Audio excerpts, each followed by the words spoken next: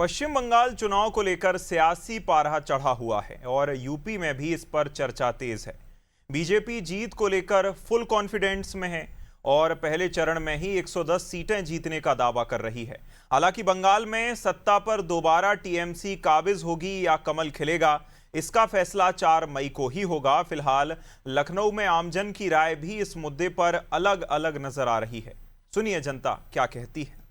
3 राज्यों के चुनाव संपन्न हो चुके हैं और पश्चिम बंगाल, तमिलनाडु में चुनाव जारी है।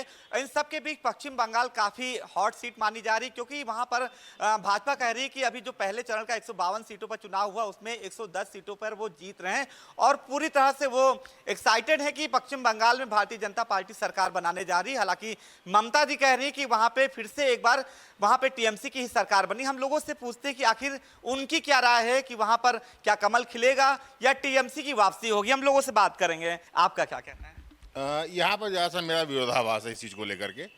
देखिए, जहाँ तक बात डेवलपमेंट की अगर हम करते हैं, डेवलपमेंट एक ज़माना था जब वेस्ट बंगाल इंडस्ट्रियल कैपिटल आपके इंडिया हमारे देश के जीडीपी में लगभग 20 से 30% का योगदान था।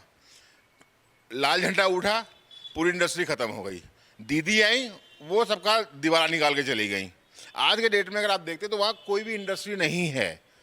बांग्लादेशी जम के आ रहे हैं वहाँ पर और तुष्टीकरण की राजनीति चरम पे है वहाँ पर। जैसा आपने कहा अभी सुना। जी नहीं, मैं पूछना चाह रहा हूँ कि जो फैक्ट्रियाँ या उद्योग जब से देखिए बंगाल के लोग पढ़े लिखे लोग हैं, यूपी बिहार जैसे लोग नहीं वहाँ बसे हैं। पहली चीज़ ये जान लीजिए, वो जानते हैं कि जहाँ जहाँ बीजेपी की गवर्नमेंट है। बिहार की आप बात कर रहे हैं, बिहार की एक समय था जिस समय बिहार का भी वही योगदान था। इंडस्ट्रियल का मूवमेंट जो बिहार में, आप हटिया में आप चले जाओ, आप रांची में चले जाओ, एचईसी वहाँ पर एक थी, हैवी इंजीनियरिंग कॉरपोरेशन। आज से 20 साल पहले वहाँ पर सोवियत रशिया के इंजीनियर्स आके काम करते थे। हाँ, नहीं कि कलकत्ता वेस्ट बंगाल में डनलप की फैक्ट्री थी, वो बंद हो गई। जूट की फैक्ट्री वो बंद हो गई। इंडस्ट्री के नाम पे जीरो हो गया है, जीरो कर दिया है लोगों ने। नीतीश की सरकार वहाँ बिहार थी। पश्चिम बंगाल की बात मैं ना यूपी की बात कर रहा हूँ ना बिहार। ये मैं कह रहा हूँ कि जहाँ जहाँ बीजेपी की गवर्नमेंट है वहाँ कौन सा इंडस्ट्रियल लग गया है, कहाँ लग गया है? आप यूपी के रहने वाले हैं, यूपी में बताइए कौन सा ईंटा रखवा दिया इंडस्ट्रियल एरिया में? देखिए, मूलभूत सुविधा की अगर हम बात करते हैं, मूलभूत सुविधा में आदमी को क्या चाहिए?